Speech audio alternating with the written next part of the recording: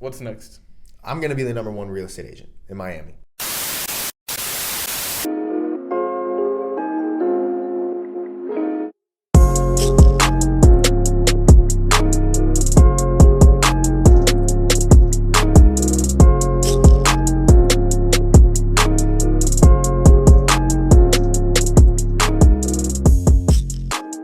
Welcome, guys, to the Mindset Podcast. We're super excited to have Jonathan Vega with us today. We're a big fan of his and his vlog and everything he's been doing with real estate, and he is a realtor for Sotheby's. And we just want to talk a little bit about your experiences being a young entrepreneur. You know, you're really escaping that 9-to-5 type of vibe, and we just everything you're doing is such a great, influence for our community. So just tell us a little bit about yourself. Well, first off, I want to say thank you guys for having me. I mean, I'm honored to be here. When I got the message the other day that I was going to be on, I'm like, yes, I made it. I finally made it. I've been waiting forever because I met him a long time ago, and I met him when the podcast wasn't around. So I've seen it grow. So these guys are awesome. If you're watching this, it's obviously because you love what they're putting out. So, a little bit, about me. Is that kind of we'll get into it. Sweet. So I do work with Sotheby's. I'm a real estate agent. I don't work 9 to 5. I typically work 24/7 type of thing. So it's a different. That's the life. It's the life. It's the life. I mean, if it's not real estate, it's a vlog. If it's not vlog, it's podcast or trying to do different things to get out there. So, I really enjoy what I do. I don't know if you want me to get into my story of, I'll touch up a little bit. I started right out of high school. I worked as an assistant for 3 years. And then I decided in one day, I was like, I couldn't do this anymore. I need to fly and figure things out on my own. So I took the leap of faith, not knowing if I would stay in my company or not, because my company is a very reputable company. And I was given the opportunity to stay. So I went on my own, stayed in the company. Went on my own for a little bit. Then I started working as part of a team with the number 2 agent in my company. I worked part of the team for like 9 months or so.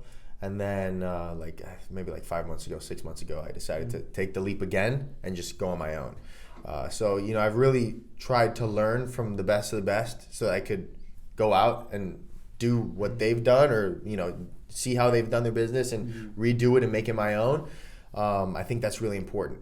You got to learn from people. So I started like that. Now I'm here. Thank God business has been good. I've had a lot of people around me that support me and help me in my company, and they let me do open houses for them and a lot. And that's really exposed me and gotten me out there. So, it's been fun. And just the vlog and everything, I'm just having fun with it, man, honestly. Yeah, what I admire from you is that you're working really hard, you're doing open houses 24/7, but you're having fun with it. Yeah. And that's something that a lot of people can't find, that perfect balance. They're either working really hard that they're miserable, or they're having too much fun that they're not working hard. Yeah. But I find that with you, you just found the perfect balance to do so. Yeah. So what tips do you have because most of our viewers were entrepreneurs, some real estate agents watch this as well. What tips do you have for them to find that balance, basically? I mean, honestly, I think it's just getting people's opinions, not caring what other people think. We've spoken already, trying to get the opinions. Don't think about the opinions of others, and really just doing what you want to do. Actually, yesterday the post that I put of me dancing. When I post videos like that, sometimes I second guess myself. I'm like, hold up, do I really want to post this? Do I really want to do it? Yeah. What's the purpose? Because sometimes we tend to think of what other people are thinking. So I'd say try to get out of that bubble of society's norms and really just going out there and giving it a shot. If you give it a shot, there's gonna be people that like it. There's gonna be people that'll want to support you and follow you and experience that. So really just getting out of your comfort zone. When I started, I've probably started doing videos and goofy stuff within the past year, just more and more and more. I just pushed the boundary every time. So when I did the pool jumping, that was me wanting to test and see, can I do this? And will people judge me for it? And so I put it out, and people were like, oh my God, it's awesome. And I'm like, okay, hold up. Let me go a little bit further. Further. So then I jumped in the ocean with my cap and gown on. Yeah. You're on the news. I made it on the news. Yeah. I made it on the news. I got reposted by Lifestyle Miami. And then at that point, from there on, it's just been holy cow. Full throttle. That's it. People like when you're just yourself and you have fun with what you're doing. Like figure out a way to have fun. Like entrepreneurs, no matter what it is, have fun. Like figure out a way how to have fun with what you're doing. Like you guys, I see you guys, the way you market your podcast is, doing the TikToks and the Chipotle gift card, and and you have fun with it. You have to have fun with it and show people that you're lighthearted, but at the same time you can be serious too. But nobody likes to work with someone boring. For sure. Like, that's true. Honestly, like if this podcast were boring, you wouldn't even be here right now. We wouldn't be here. So if you're having fun with it, people see it. People want to engage. People want to be a part of it. So I want to join the movement. Exactly, man. Exactly. I think what you have, again, like you mentioned, is just like a level of authenticity that really no one has. And I feel like a lot of people, maybe real estate agents, entrepreneurs, they're seeking authenticity of someone else. They might be wanting, someone else's image, or they're like scared to really put themselves out there.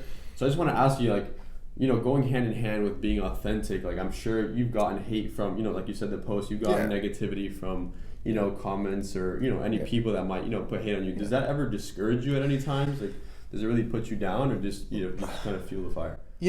We're human at the end of the day. We're all human. So I hear it from people in my company, like, be careful what you put. Like I've heard it from top producers in my company, like, be careful, because it's not what's normal now. Like, and the older generation might not see it. So, I definitely think about it. Whenever I get constructive criticism, I'm open to it, like 100%. You got to listen. You can't just, blindly cancel people's opinions out. You got to listen. So I listen to it. I genuinely appreciate and respect people's opinions, and I really just take a moment. I look back and I say, what? Is there a way maybe that I can go about it better, or do I really believe in what I'm doing? Because it really comes down to that. Like, you got to believe in what you're doing. But when you hear people's thoughts, listen to it. Don't just completely cancel it out. See if you should think about it. If you don't think you can do anything, or if you should do anything, just move forward. You got to believe in yourself. But I think it's important not just cancel it out. Because some people might have, say something that's true. Like, you get to a point where you're doing a little too much, then you hear it from people, and it's like, all right, Gary Vee says something that's really valuable, I think, and it goes with what you just said, that he doesn't listen, because a lot of people, what happens is either you get a lot of really good comments and they dwell in that whole energy, and they think they're better than they are. And then there's other people who really dwell on the negative comments and really get down. So he says he doesn't listen to the really great comments or the bad comments. Like, you can hear it, but don't just stay in your lane. Don't really focus on the really good or the really bad. Just do you. And I think that's exactly what you're saying. Exactly. It's like, you tell me, all right, I heard you, but I'm gonna stay in my lane. Right. And if I need to make some adjustments here and there, I'll make them. But it's all at the end of the day, what I believe I should do, because I'm the person that's making the final decision, and I need to feel, I need to be happy with what I'm doing. But there's always going to be people that are going to say things, especially sometimes you're going to hear it from people that you don't want to hear from. Like, I heard it from mentors of mine. Like, it is what it is. But I'm strong in belief in what I'm doing, and I see results from it. So I'm going to keep on going. Keep doing it. Yeah, exactly. I think you have to have selective hearing. Exactly. What you're saying. You've heard it from your mentors, your parents, like the people you love, like those are people you could take into consideration. But when it comes to people that you don't even know, that they've just, all they want to do is just put you down, that's when you kind of cancel them out and just like you said, hear them out. But I'm gonna keep doing what I'm doing. Yeah, but some people aren't even lucky to have, like, I have a strong support system. My parents and are super supportive. Exactly. But some people don't have that, man. Some people don't have parents that believe in what they're doing. Hey, you got to be an attorney, you got to be a doctor, you got to do this, you got to go to school, go to college. They have these things that they're, and they wouldn't let their kids do that. So some people don't have the, they have a bad support system, and they just got to believe in themselves more, and go out of their comfort zone more, and not listen to their parents. But again, that's every scenario, everybody's situation is really different. It's just, I think, a matter of believing yourself. What's next for Jonathan Vega? What's the next big thing? Right, you're a realtor now. You're doing very well, thank God. You have your vlog going that's very successful. What's next? I'm gonna be the #1 real estate agent in Miami, and I'm saying it here right now because I'm gonna put this post out there. A couple years later. That's honestly what the whole purpose of the vlog was, is documenting my journey to becoming the #1 real estate agent in Miami. That's the whole idea behind it. because I'm going to be number one, and I strongly believe that. So right now we're going through a crazy time with this whole virus thing, but I'm fine. Honestly, I'm fine. Right now is time for me to honestly build the foundation, build the platform, everything, so that once things get better, that's it. I'm taking my business to the next level. Yeah, we were talking about that the other day. I feel like a lot of people are taking advantage and watching Netflix every day. They're out of school, out of work. But people like us, we're gonna take advantage and build that empire now, build that foundation now. Yeah. When things clear up, I think the way that us three, that we can agree that we work the same way, in the sense that right now in this time that people aren't working or off of school and they're home, they're binge watching Netflix, they're taking a backseat. Yeah. Right now, us three entrepreneurs, it's time to full throttle and get ahead of people. When people go back, you go forward. That's the way of entrepreneurship. That's the way of life, and I think that's something that we all can agree on. I'm more motivated now than ever. Yeah, I am more motivated now than ever. Like, I'm working like longer. I'm doing videos, editing videos longer. Like, I just want to do more. Like, I want to do podcasts. I want to do more, because now it's just everybody's taking a back seat. It's insane. It's insane. And I put out a video the other day, saying you got time. Like, take advantage of this time. You got a side hustle. Work on that side hustle, man. Come on. All the people that complain about not having time, well, here you go, 2 weeks. Come on. You get 2 weeks, maybe more. Who knows? Who knows how long this is going to go? But 2 weeks. You got 2 weeks to go ham. Go ham. Don't watch Netflix. Don't play Xbox. Don't play Call of Duty. You got all the time in the world to do that. Why don't you just focus on things you want to do right now? Seize the moment. Yeah. For example, Gabe and I, we go to Miami-Dade. We don't have school at all. Not even online school for 2 weeks. Yeah. Nothing. No work, no nothing. So right now we're full throttle. Man. We're going to finish season 2 by the end of yeah. That's it. Recording and stuff. No, honestly, man, this is the time to do that. This is the time to do that. Yeah. I mean, I don't see why it would be the time to watch movies. I'm not turning on my TV at all. I never turn it on, honestly, to be honest with you. I don't. Right now I'm just the time on the side is the time for me to brainstorm. Is this video gonna be posted anytime soon? When are you guys gonna post Season 2. Season couple 2? Weeks. Couple weeks? Okay. So by then I would already be done. I'm doing an open house this weekend. Of Instagram Live open house. So I'm doing something. Yeah, I'm doing something keep it on the down low. All right, keep it on the down low. I'm gonna start a trend. But Instagram Live, I mean, it's finding ways to be creative, and with the situation, coming up with new ideas, going out of the box. Now, instead of sitting home twiddling your thumbs, waiting for something to do, go create something to do, man. Look at all the tools we have available to us. It's nuts. You don't even need the mic. You don't need any of this. You got a phone. That's it. That's it. Come on. Yeah.